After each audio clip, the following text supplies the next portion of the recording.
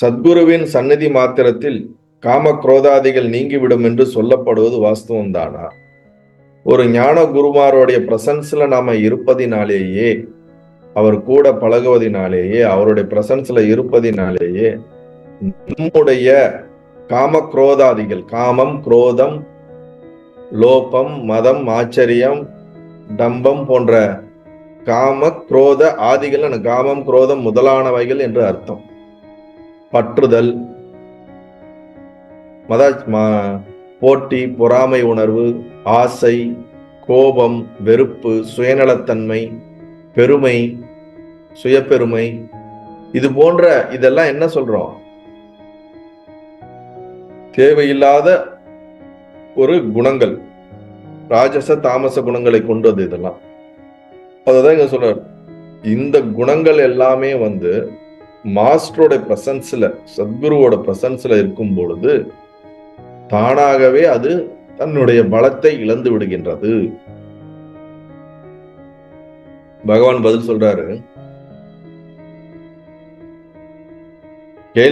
கேள்வி என்னன்னா, சத்குருவின் சந்நிதி மாத்திரத்திலே காம குரோதாதிகள் நீங்கிவிடும் என்று சொல்லப்படுவது உண்மைதானா, வாஸ்தவம் தானா?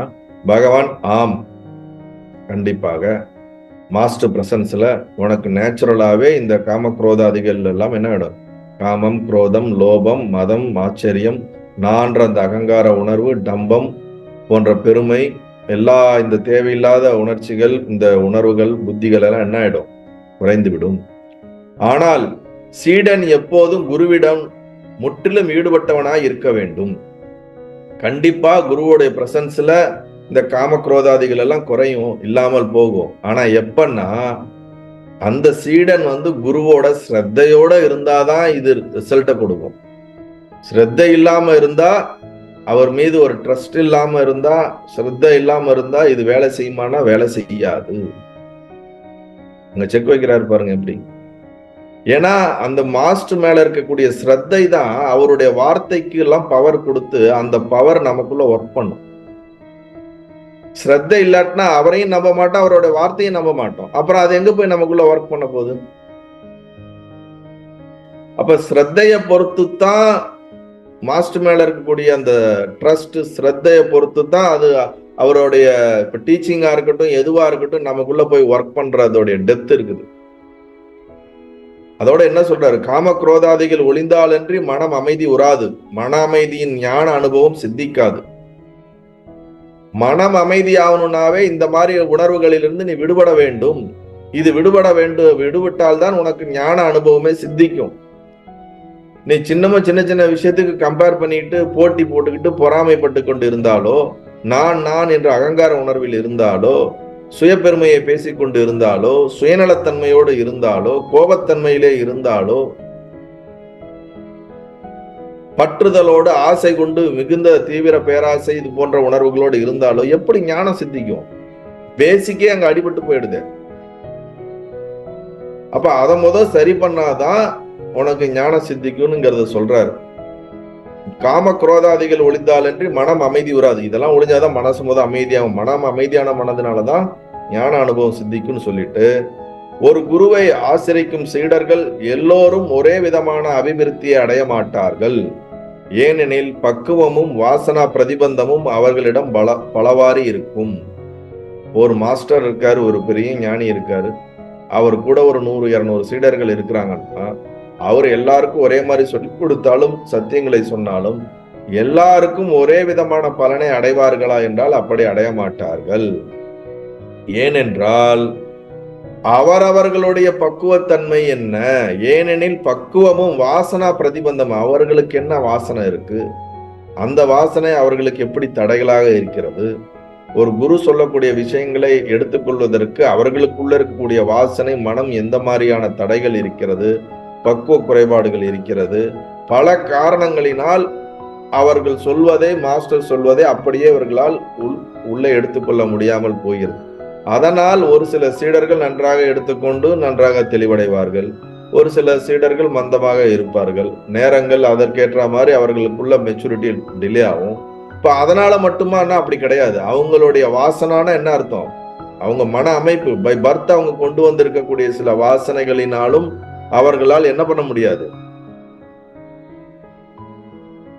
அவர்கள் சொல்வதை உடனடியாக எடுத்துக்கொண்டு மாற்றத்தை ஏற்படாமல் அது ஒரு தடையா இருக்கும். அவர்களுடைய வாசனைகளே அவங்களுக்கு ஒரு தடையா இருக்கும். அதனால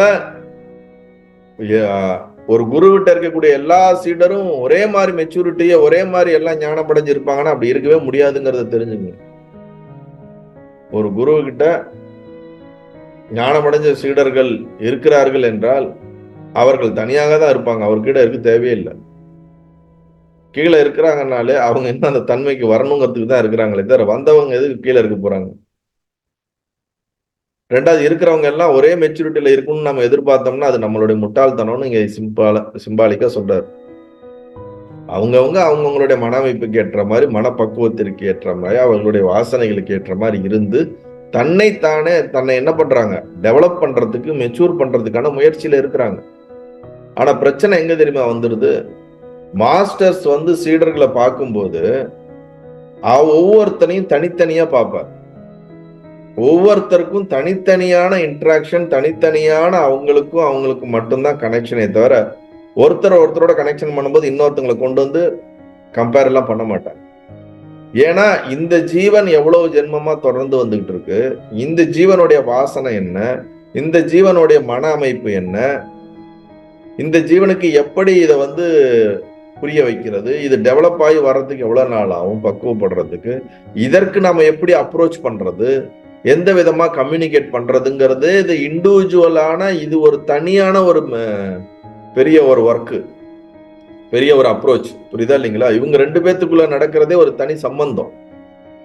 இப்ப பிரச்சனை எங்க வருதுன்னா, ஒரு 4 சீடர்கள் 5 சீடர்கள் இருக்கும் பொழுது ஒருத்தருக்கு ஒரு விதமான அப்ரோச்சை ஏற்படுத்தும் பொழுது பக்கத்துல இருக்கிற சீடர் என்ன பண்ணுவார், அவருக்கு மட்டும் அப்படி பண்றாரு, இவரு நமக்கு இப்படி பண்ணலையே, அவங்களுக்கு நேரம் கொடுக்கிறார்கள், நமக்கு நேரம் கொடுக்கவில்லையே, அவர்களிடம் சிரித்து பேசுறார்கள், நம்மளோட சிரித்து பேசலையே, அவர்களுக்கு இம்பார்ட்டன்ஸ் கொடுக்கிறார்கள், நமக்கு இம்பார்ட்டன்ஸ் கொடுக்கலையே, அவர்களுக்கு உயர்ந்தது, நமக்கு உயர்ந்தது இல்லையே.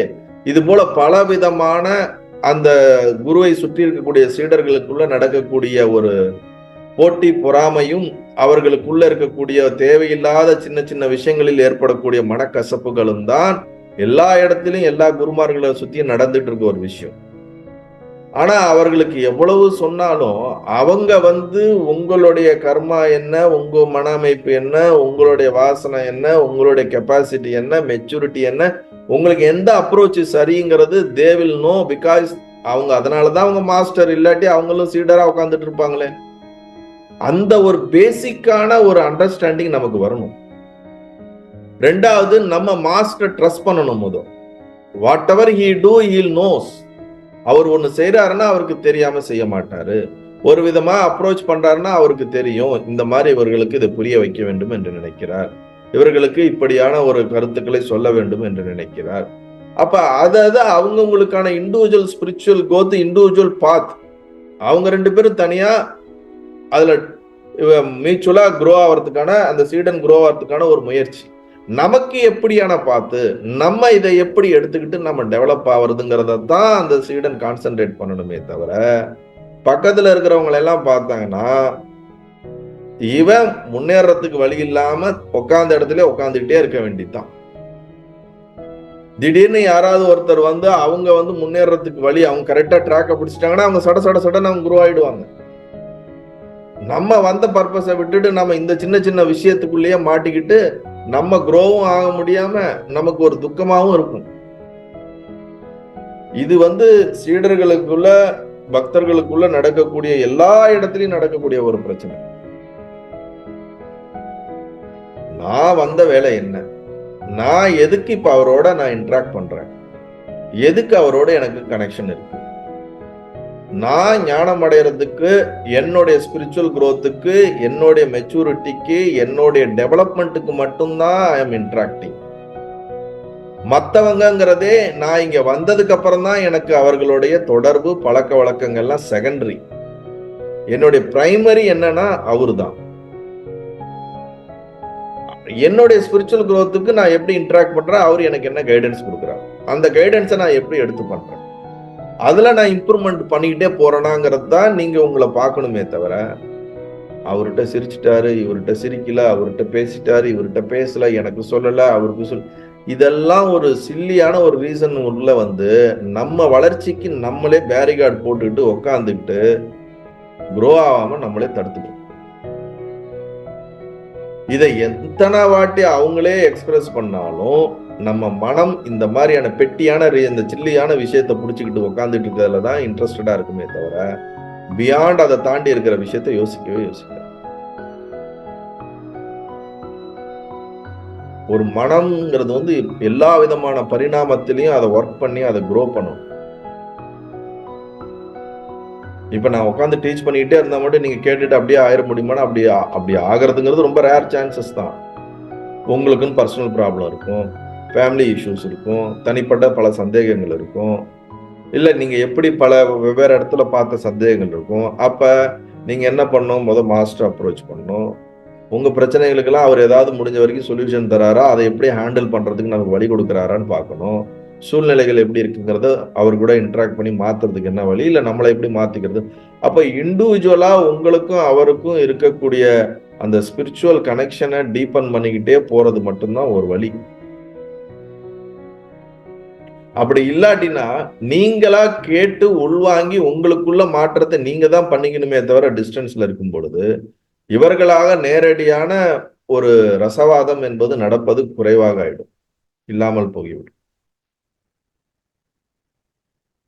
அதனால வந்து இந்த மதம், மாச்சரியம், காமம், குரோதம், லோபம், டம்பம் போன்ற இந்த உணர்வுகளை எல்லாம் கீழான உணர்வுகள்.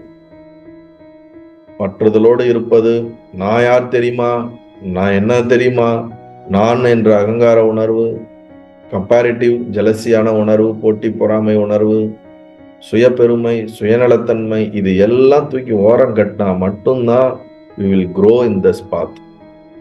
இதெல்லாம் வச்சுக்கிட்டு முன்னேறவே முடியாது. அதுதான் இங்க சொல்றார். ஒரு குருவை ஆசிரிக்கும் சீடர்கள் எல்லோரும் ஒரே விதமான அபிவிருத்தியை அடைய மாட்டார்கள்.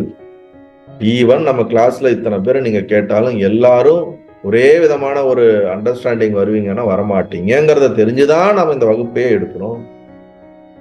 எங்க கிளாஸுக்கு வரவங்க எல்லாம் யார் யார் வராங்க, அவங்களுடைய கெப்பாசிட்டி என்ன, அவங்களுக்கு எவ்வளவு தூரம் உள்ள போகும், எவ்வளவு தூரம் போகாது, அவங்களால என்ன பண்ண முடியும், என்ன பண்ண முடியாது, இதெல்லாம் பிகினிங் ஃபர்ஸ்ட்லயே ஸ்டார்டிங் பாயிண்ட்லயே கரெக்டா அனலைஸ் பண்ணி அந்த அறிவு இருக்கிறதுனாலதான் கிளாஸ் எடுக்கும்போது துக்கப்படாம நான் கிளாஸ் எடுக்க முடியும். இல்லாட்டி நம்ம இவ்வளவு பண்றோம் ஒன்னும் வரலையே ரிசல்ட் ஓரியன்டா உட்காந்தோம்னா வேலைக்கே ஆகுது. we have to know each personோட கெப்பாசிட்டி என்ன. தென் ஓகே, அவங்களுடைய ஸ்டெப்ல இருந்து ஒரு பாயிண்ட் முன்னேறி இருக்காங்களா, ரைட். அடுத்த பாயிண்ட் முன்னேற முயற்சி பண்றாங்களா, ரைட். அப்படியே க்ரோ ஆக தயாரா இருக்காங்களா, ரைட். நம்ம புஷ் பண்ணிக்கிட்டே இருக்கும்.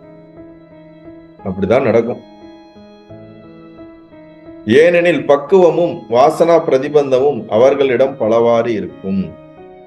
ஆனா இன்னொரு விஷயம் புரிஞ்சுக்கணும், மாஸ்டர்ஸ் வந்து தன்னை சுத்தி என்ன நடக்குதுன்னு தெரிஞ்சாலும் தெரியாத மாதிரி காட்டிக்குவாங்க. ஏன்னா எல்லாத்தையும் தெரிஞ்ச மாதிரி காட்டிக்கவும் முடியாது. என்னென்ன அந்த பெட்டி பாலிடிக்ஸ் போயிட்டு இருக்குங்கிறதும் தெரிஞ்சாலும் தெரியாத மாதிரி தான் காட்டிக்குவாங்க, சொல்லவும் முடியாது. கேட்டாலும் மனம் வந்து என்ன பண்ணும், வருத்தப்படும், துக்கப்படும். அது இதெல்லாம் வந்து ஒரு விதமான ஒரு கலவையான ஒரு ரசவாதம் மாதிரி தான் சூழ்நிலைகளை ஹேண்டில் பண்ண வேண்டியதா இருக்கும். எப்ப வந்து ஒரு சீடனுக்கு ஒன்லி என்னுடைய ஸ்பிரிச்சுவல் growth தான் பர்பஸ் அப்படின்னு வந்துருச்சுன்னா அப்புறமேட்டு தான் அவங்க ஸ்ட்ராங்கா அந்த பர்சன் மேல ஒர்க் பண்ண ஆரம்பிக்கும். ரொம்ப ஸ்ட்ராங்கா ஒரு அத்தாரிட்டியா ஒர்க் பண்ண ஆரம்பிப்பாங்க. அது வரைக்கும் டச் பண்ணாலே அப்படின்னு என்ன ஆயிடும், நாகப்பாம்பு வெளியே வந்துடும். அதனாலேயே அப்படி அப்படி அப்படி அப்படி இருந்துருவாங்க. நல்லது.